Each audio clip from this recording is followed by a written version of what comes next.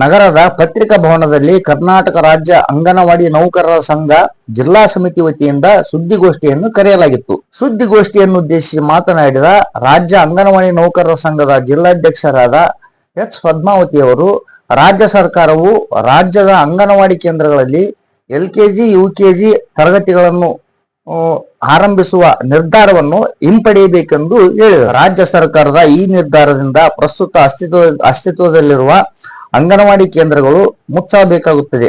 ಅಂಗನವಾಡಿ ಕೇಂದ್ರಗಳಲ್ಲಿ LKG, UKG ಆರಂಭಿಸುವಂತೆ ಕಳೆದ ಅನೇಕ ವರ್ಷಗಳಿಂದ ನೌಕರರ ಸಂಘವು ಸರ್ಕಾರಕ್ಕೆ ಒತ್ತಾಯಿಸುತ್ತಿದ್ದರೂ ಯಾವುದೇ ನಿರ್ಧಾರ ಕೈಗೊಳ್ಳದೆ ರಾಜ್ಯದಲ್ಲಿ 119 ನೂತನ ಎಲ್ಕೆಜಿ, ಯುಕೆಜಿ ಶಾಲೆ ಆರಂಭಕ್ಕೆ ಮುಂದಾಗಿರುವುದು ಖಂಡನೀಯವೆಂದು ಹೇಳಿದರು. ಪ್ರಸ್ತುತ ರಾಜ್ಯದಲ್ಲಿ ಅಂಗನವಾಡಿ ಕೇಂದ್ರಗಳಲ್ಲಿ ಎಲ್ಕೆಜಿ, ಯುಕೆಜಿ ಮಾದರಿಯ ಶಿಕ್ಷಣ ಚಟುವಟಿಕೆಗಳು ನಡೆಸಲಾಗುತ್ತದೆ.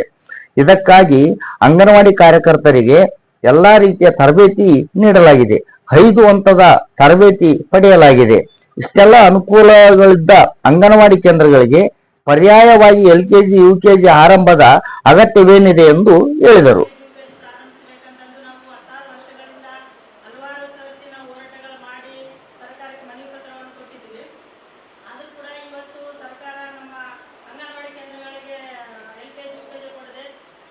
ಪ್ರತ್ಯೇಕವಾಗಿ ಎಲ್ಲ ಗೌರ್ಮೆಂಟ್ ಶಾಲೆಗಳಲ್ಲಿ ಎಲ್ಕೆಜಿ, ಯುಕೆಜಿ ಪ್ರಾರಂಭಿಸಬೇಕಂತ ಹೊಸದಾಗಿ ಆದೇಶವನ್ನು ಹೊರಡಿಸಿದ್ದಾರೆ. ಇದು ಕಲ್ಯಾಣ ಕರ್ನಾಟಕ ವಿಭಾಗ ಸಂಬಂಧಪಟ್ಟಿದ್ದು.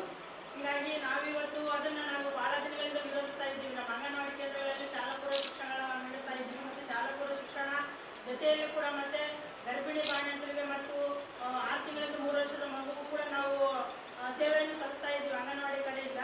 ಆದರೂ ಕೂಡ ಇವತ್ತು ನಮ್ಮ ಅಂಗನವಾಡಿ ಕೇಂದ್ರಗಳಲ್ಲಿ ಎಲ್ಕೆಜಿ, ಯುಕೆಜಿ ಕೊಡದೆ ಪ್ರತ್ಯೇಕವಾಗಿ ಬೇರೆ ಆದೇಶವನ್ನು ಹೊರಡಿಸಿದ್ದಾರೆ ಸರ್ಕಾರ. ಅದನ್ನು ನಾವು ವಾಪಸ್ ಪಡಿಬೇಕು, ಅದನ್ನು ರದ್ದು ಮಾಡಬೇಕಂತ ನಾವು ಇವತ್ತು ಅಂಗನವಾಡಿ ಸಂಘಟನೆಯಿಂದ ಇಡೀ ರಾಜ್ಯದಲ್ಲಿ ನಮ್ಮ ವಿಭಾಗ ಮಟ್ಟದಲ್ಲಿರ್ತಕ್ಕಂಥ ಕಲ್ಯಾಣ ಕರ್ನಾಟಕದಲ್ಲಿ ಬರ್ತಕ್ಕಂಥ 6 ಜಿಲ್ಲೆಗಳಿಂದ ನಾವು ಇವತ್ತು ಹೋರಾಟ ಮಾಡಿ ಇದೇ ಜೂನ್ 3ನೇ ತಾರೀಕು ಗುಲ್ಬರ್ಗದಲ್ಲಿ ಹೋರಾಟವನ್ನು ಮಾಡಿ ನಾವು